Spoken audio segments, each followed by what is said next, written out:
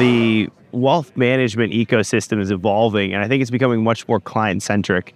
Where you're looking at different verticals, different kind of ideology around how to support the end client more effectively, right? You're seeing alignment more into like a family office expertise or creating more of like a digitized, centralized platform for investment advice that's now making it where it's less of like one single advisor and one client relationship and more of like a national scope and, frankly, just a large kind of, creativity of and combination of intellectual capital that's really supporting now this client beyond just that one singular relationship that may have been what the past used to be, right? And I think that energy is what you're seeing here, and just the openness to collaborate and looking at different ideas and different ways to support clients more effectively and catering to more of their individual needs rather than saying, hey, I'm a wealth management, advisor. If you got over $5 million, come talk to me and invest with me. Now it's saying, okay, this is an environment where we just had multiple people say like they have no investment minimums because they're willing to support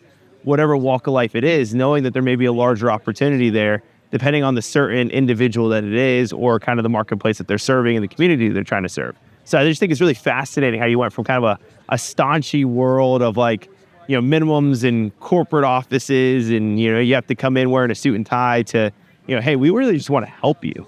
And I truly see that as the future because you're going to be able to cater to all different walks of life and or the specialties that you want to beyond just, being kind of a traditional staunchy stockbroker. Some of the transition points specific to advisors joining the RIA community, working with an integrator or aggregator of some capacity, what you're seeing is that there's some expectations of what is supposed to be delivered is not the case. And what I mean by that is you have not every asset that the client owns ends up on a Schwab platform or, Fidelity platform. Right?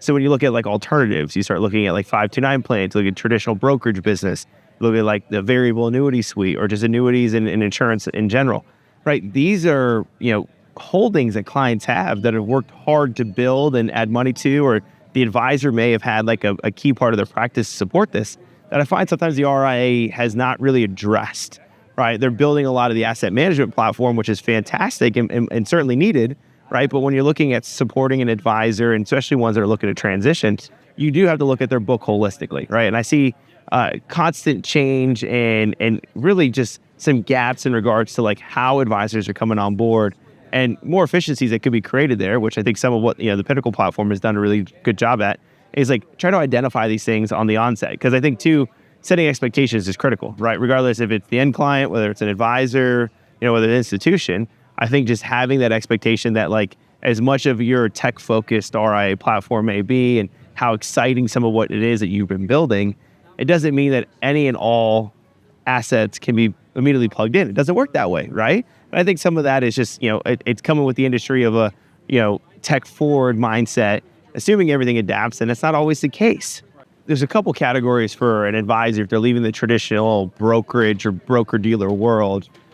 Certain holdings that technically through registration are just not allowed to come over the RIA side, one of which is variable annuities, which I find tends to be the most common pain point because most of their clients may have some or have one or two based on whether they provided it themselves, the advisor, or through a prior relationship.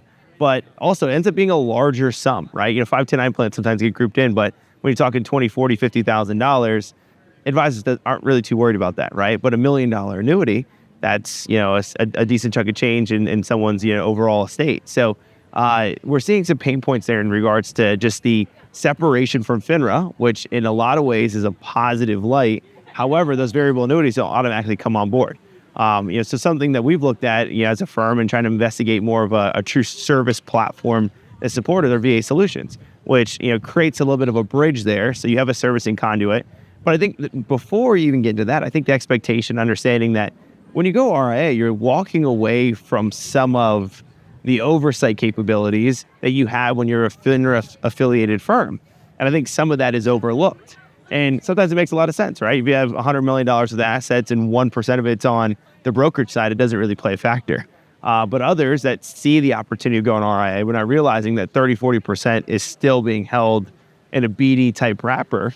There needs to be some conversations there, right? To make sure that the client and the advisor know what they're walking away from. And And that's where I think partners like, the Pinnacle Group can come in and really help understand and quantify, like, what is that going to mean? What does that look like? How does that help the enterprise RIA, but also how does that help the advisor and then the client expectation, right? So they know you're making a transition. Hey, you may be without seeing some of this visibility for 3-6 months, depending on the asset type and kind of where it's being held and how it's all wrapped in, depending on where you're coming from.